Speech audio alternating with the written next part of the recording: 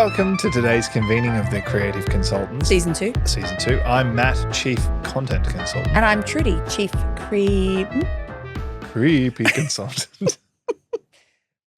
And I'm Trudi, Chief Communication Consultant. Yes, and don't take this cheery demeanour to be anything. We're talking death of PowerPoint. Mm-hmm. We'll get to that though. As is custom, we like to open every proceedings with a quote. Oh, don't make me cry in this one. I shan't, but okay. It's a doozy. Here we go. PowerPoint presentations may not have actually killed anyone, but they've sure killed many an idea. Ooh! That's the episode, the end. That's Tom Fishburne for those of you playing at home. What a wise in man. Your commute, washing the dishes. Yes, we are talking about the death by PowerPoint. Oh, yes. Interesting topic, and one that I think you're quite primed to explore with me here today, Trudi. I was going to start with, asking you about your experience as a speaker, but did you have a question that you wanted to pose to me? Oh, yes, I do. I have a question. I just thought of it. I was thinking about, often you'll be like, oh, here's a pack of 75 slides for a 5-minute talk. How many slides, if you were making a 2-minute video, how many slides worth of information do you reckon you could then just whack in? I reckon I could probably tell you this with some authority because we sometimes briefed in using PowerPoint as the brief deck of the flow of information. So this is all rough approximates here, right? Go. But for a 2 to 3 minute video. Can I have a drum roll? Yeah. I don't have a drum. It would be anywhere from 60 to 90 slides of information. Whoa. Yeah. Depending on who's putting it together, how they've done it, but 60 to 90 slides of information in a 2 to 3 minute video. Wow. Yeah. That's a lot. Yeah. It's an awful lot. It is an awful lot. Oh, well, there's the episode. Done. That's it. Why would you use PowerPoint? Well, can I go back to you then? Please, go on. If you were to try and convey that same information in a traditional PowerPoint, yes, how long would, say, let's call it 80 slides take to work through in your sort of experience, do you think? As a speaker? Yeah, it's like a traditional PowerPoint, 80 slides, and what we kind of know to be the death by PowerPoint style. How long could that take a presentation to get through? If you were clever and you turn those 80 slides into something experiential, I reckon you could probably land that and retain most of it in 5 minutes. Great. But what do we typically see, roughly? Oh, a lot. A lot. I mean, we may have hit on not a sore point.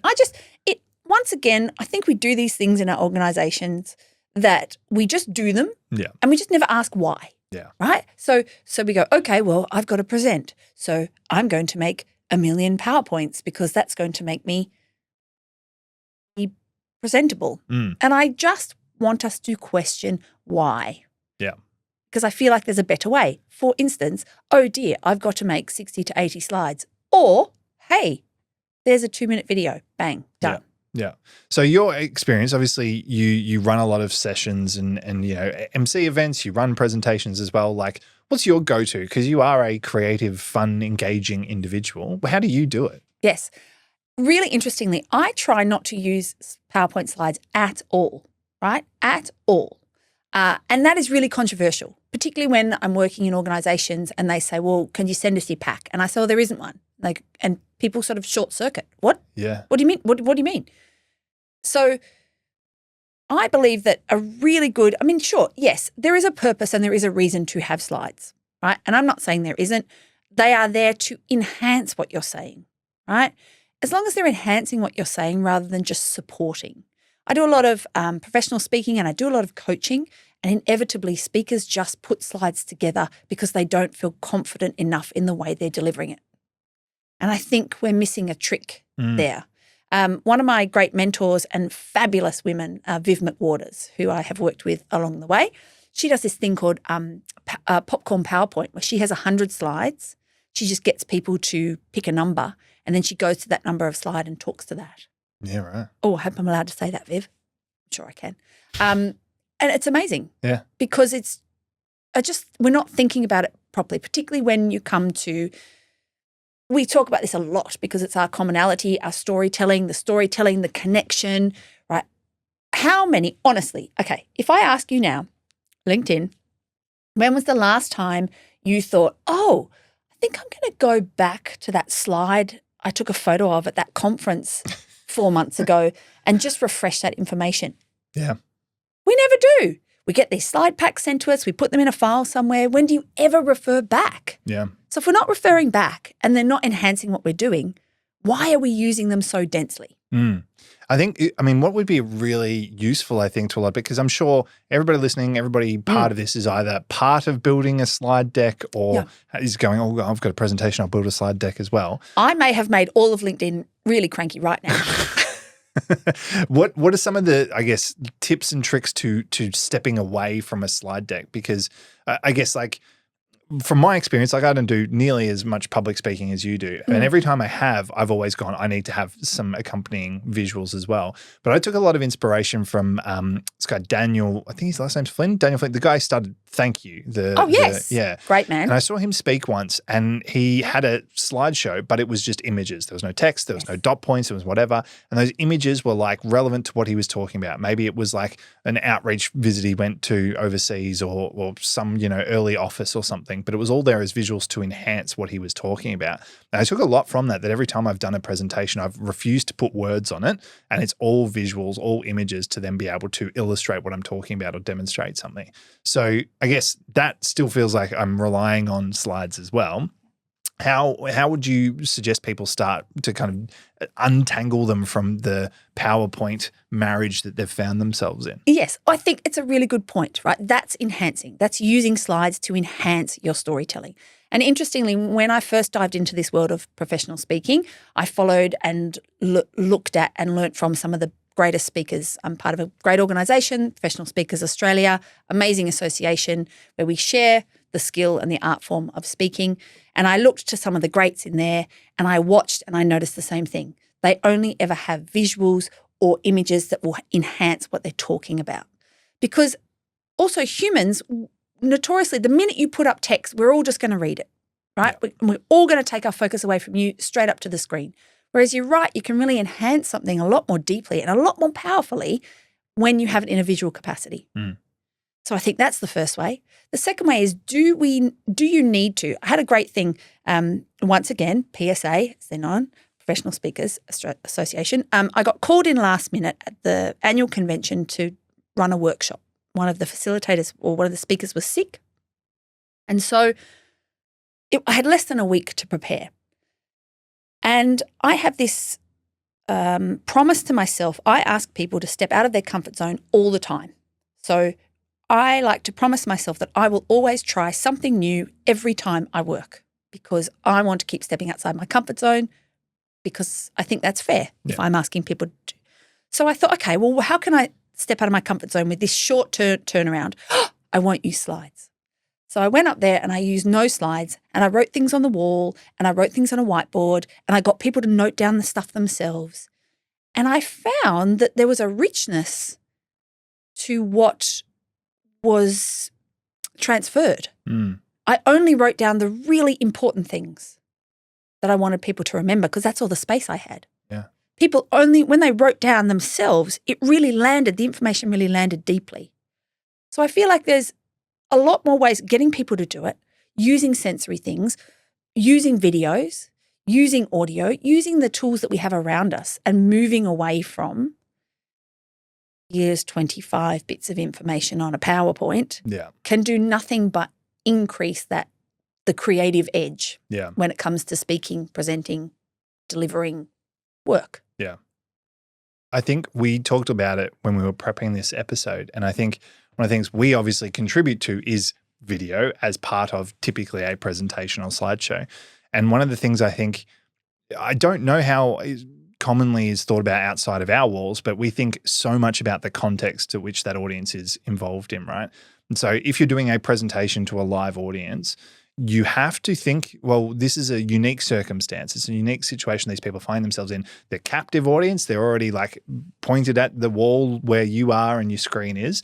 And there's safe to have some assumptions about those people, whether it's assumed knowledge of like they're coming in with the sort of same base level of information that they understand, or they're all looking to something, or they know very little about what's like whatever it is, those assumptions can help shape the journey you take them on as well. And so to your first question about like, well, how many slides would we put into a video? Yeah. Like that's 60 to 80, key messages or bits of information crammed into a video. Well, you get all the extra bells and whistles to play with it too. So it's music and sound, it's visuals as well as then voiceover, or it's graphics and text on screen, whatever it is, to then just like all of these storytelling devices create a really rich way of engaging somebody that takes advantage of the context they're in watching it or engaging with it, that elevates it beyond that. Okay, we go to the next slide, and this is our highlights for the year. We're up 10% return on investment. Thanks very much, everybody. Good job. Because do you know what? I have sat in a conference and I have watched a video that has been embedded in someone's presentation and I have cried at the beauty of it. Yeah. I have never, ever in my life sat at a presentation and cried over those beautiful 4 bullet points. Never. Yeah. That's it. I'll share a story because I won't name names for fear of outing, Good. but we were engaged to produce a video to help with a conversation about acquisition. So it's a sector that sort of had a lot of challenges in the independent space, and they were often brought in to help look after struggling independent companies and brought under the umbrella of this sort of bigger company. So these conversations were quite sensitive, really, really fraught with a lot of emotion, and often quite challenging to sort of get people's heads around from both parties. There's a lot to be shared. And so we were brought in to produce a video to kind of go, well, here's the warts and all story of other people that have done this before and kind of what we're looking to achieve with this conversation. And the video went for about 15 minutes or something. But again, context is really important. You know that they're having a really deep, serious conversation. They're invested in the potential outcome here, so they're going to pay attention to it. And when we first brought the first cut together and showed the team we're working with and the CEO, brought him to tears.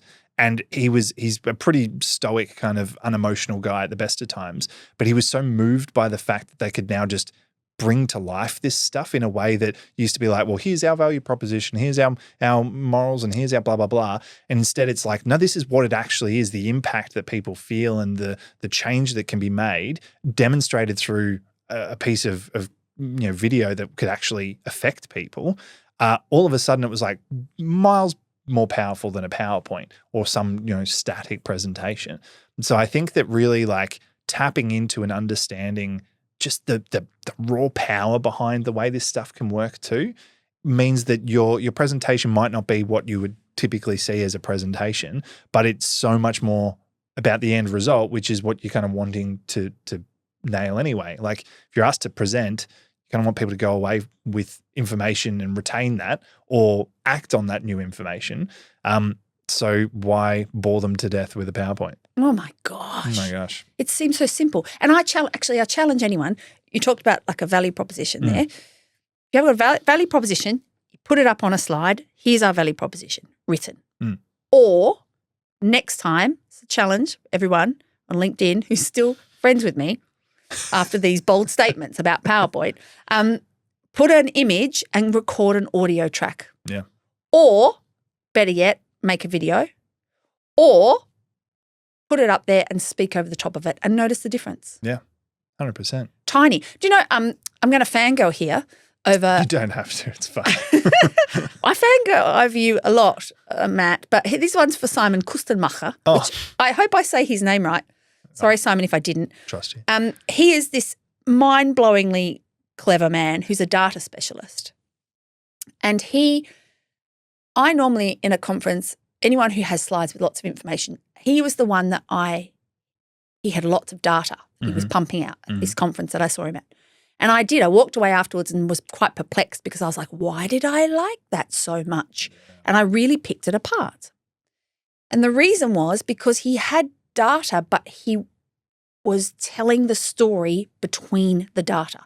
So he would dance with the data. He would tell the story, bit of data. tell the story. Like he was even playful in the way that he had to present all of this information. Yeah. It's the key. It's great, right? I think, most people would have heard of or seen Tom Cashman. He's a stand-up comedian. He's I think they call him Little Tom on Taskmaster. He's like the sidekick. But his whole stand-up is like with PowerPoints, right? And it plays into the notion of the PowerPoint is data and all these sorts of things. But that dance, like he said, takes something we all know and understand, and then that's the gag or the vehicle to comedy, right? It's the punchline or the reveal or whatever. It only comes from understanding the context and playing against the typical things we know that it works so well. So yeah, I love that you brought this up as a topic because I constantly sit there bored to tears when I'm witnessing, Arial 12-point font, for the 70th time. But it's a great place to be able to say, hey, how can we change this and how can we do something a little bit more different to engage and affect the people watching it? And actually, I think our powers combined, we've got the power of visual, power of storytelling visually, and the power of playing with something, challenging it, questioning why not, what if. The way to start, place to start. That's it. I think that's a pretty good place to end this. Oh my gosh. Well done. Well done you. How great. Wish we had a PowerPoint to explain the key points. Yeah, let's just pull that up and look. And please no hate mail from me dissing on PowerPoint people. I can see all the comments from Microsoft employees being, how dare you? Just wait till we say death to Teams and that's going to really upset people. My Microsoft account's just been beep, beep, beep. Yeah. Anyway. I got a message from Bill Gates. Hello. Oh, sorry. Well, how do we end this? I don't know.